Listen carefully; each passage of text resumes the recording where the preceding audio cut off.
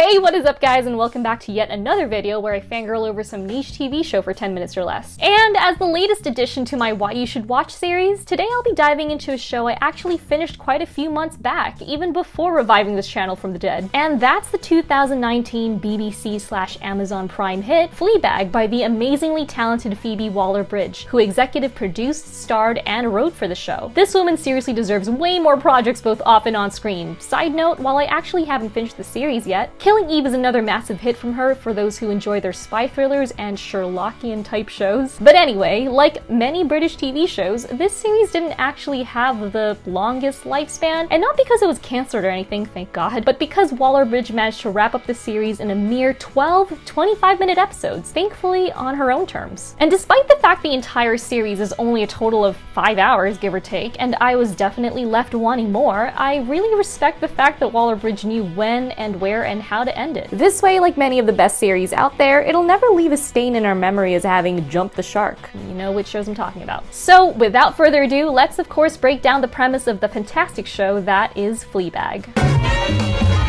The series centers on a charismatic young woman in London, a free-spirited, sexually active, and incredibly witty character who tries her best to navigate through the trials, relationships, and self-discoveries of adult life in your early 30s. Sadly, she also finds herself struggling with a failing business, empty fling after empty fling, an incredibly needy on and off relationship, and a broken family about to burst at the seams. After the death of her mother, her father found comfort in his grief by striking up a relationship with their horribly manipulative godmother, who she so lovingly deems the cunt, and haphazardly attempts to support both her and her super uptight sister by investing in therapy and feminist lectures, which she admits she also fails at. Please raise your hands if you would trade 5 years of your life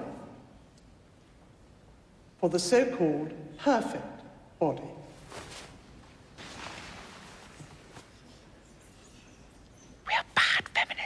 On top of it all, she's also dealing with a recent tragedy that she's doing her best to keep repressed and forgotten. This plot point hangs over each episode, sort of like a pink elephant in the room, that we don't get to see fully unravel until the incredibly well done and emotional season finale. From the get-go, the show establishes its unconventional direction and storytelling by having our main character instantly break the fourth wall to let the audience know what's up. She takes us through her anxious thought process just before jumping right into a supposed one-night stand, and actually comedically provides her commentary from when they get down to it to the morning after. This is the show's main unique trait. You play as much of a role in the story as the rest of the characters. Her constant nods, quick glances, and comments made to the camera make you feel as if you were there, experiencing the same events with her, even in her most intimate moments. Off the bat, the show is presenting itself as a super focused character study, and not your average one either. Unlike other shows or movies that often fall in the trap of using the fourth wall technique as a crutch, often relying on it for lazy exposition or as an awkward attempt at self-awareness. This is like a moment from a horror movie. It's precisely the moment where the mutation or beast will attempt to kill an unlikable side character. But in stories where there has been no prior killing or death, such as in a family film, Right, thanks Shyamalan. Or as a quick, quirky gimmick that doesn't really add anything to the content, it's actually a necessary ingredient to Fleabag's storytelling and character development. You're given a bit of insight into the lead's often hyperactive, hyper-self-aware, and constantly introspective mind. It does well to clearly demonstrate how her character grows and evolves throughout the series and makes for a more personal, intimate tale. As for the story itself, the best way I can describe it is, I guess, a coming-of-age story, but for adults? A coming-of-30s story, let's just roll with that. Look, let's be real, a lot of us adults are just overgrown kids trying to masquerade as grown-ups who think they know what they're doing half the time, and if you're feeling attacked right now, if you're going, of course I've got my life together, no you don't.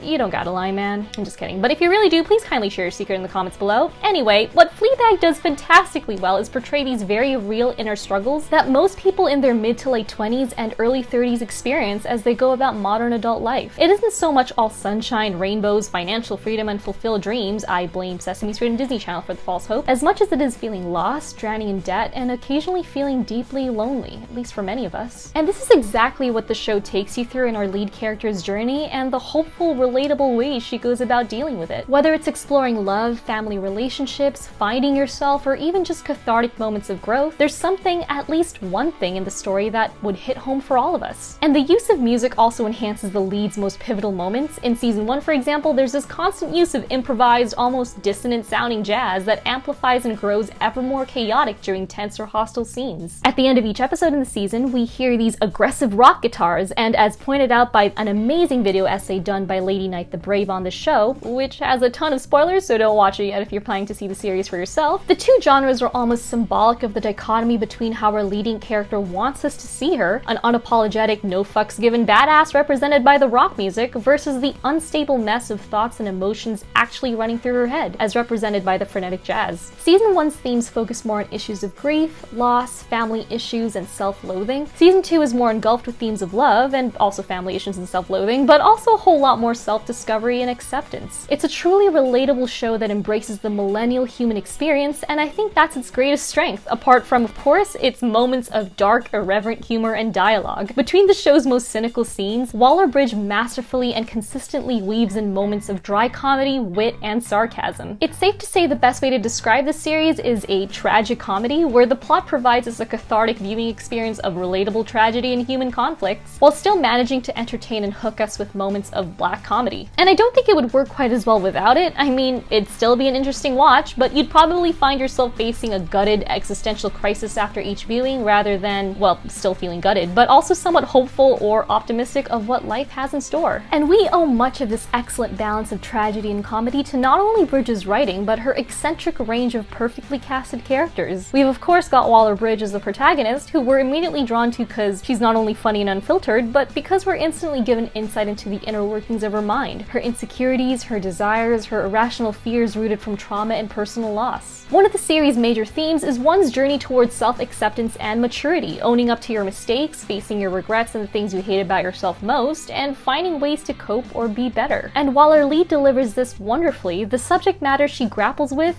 ain't all warm and mushy. The show isn't also afraid to get up in your face with the often ugly and destructive behaviors we're all prone to. In our leading character's quest for growth and self-acceptance, we'll see her struggle to properly deal with her problems, often using sex with anyone who'll have her to forget or deflect reality. We see her wrangle with selfishness and brash decisions and even arrogance at times, but what makes her so complex and compelling to watch anyway is that she isn't and doesn't really come off a bad person. In fact, we often see her reflect and regret anything she does wrong. She's well-intentioned, but just prone to making a ton of mistakes, like all of us. Because of this, and because of Waller-Bridge's heartbreakingly accurate performance, you still can't help but root for her anyway, and in some ways even relate to her. And as some of you may have already noticed, I haven't actually mentioned her name throughout this entire review, and that's because we never actually get to know what it is. The subtitles to each episode simply refer to her as the titular Fleabag, which I guess fits her self-deprecating attitude. Cian Clifford, or Cian Clifford, I think I butchered her name, who plays Fleabag's sister Claire, gives us a fabulous portrayal of that uptight, better-than-you, overachieving sibling who's seemingly perfect in every aspect of life. Seemingly. Don't get drunk and shit in your sink again. When are you gonna stop bringing that up?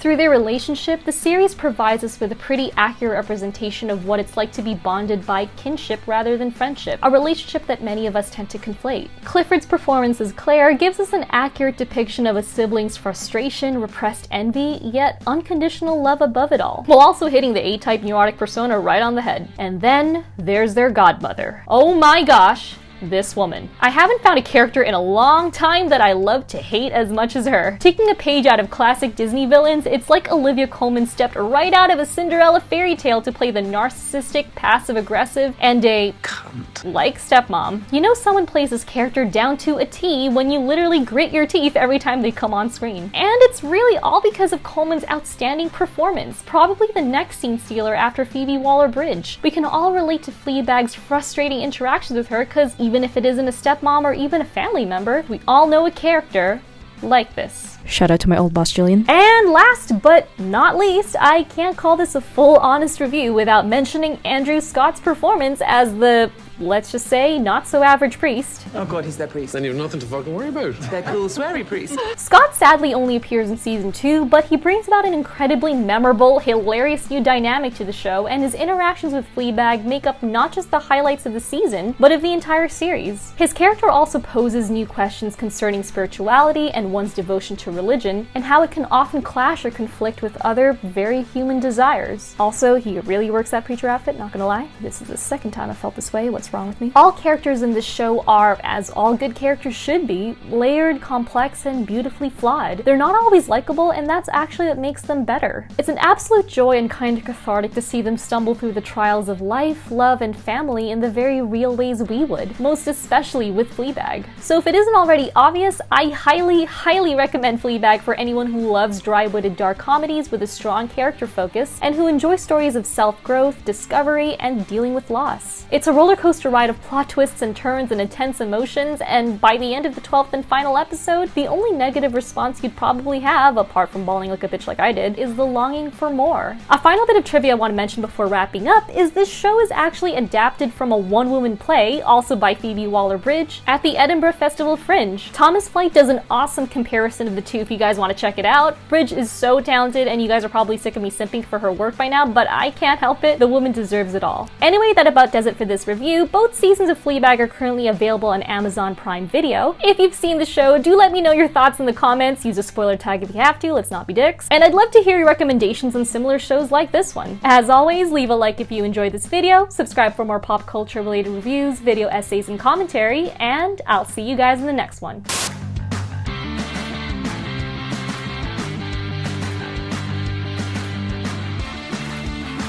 Well, you're not a dog at all.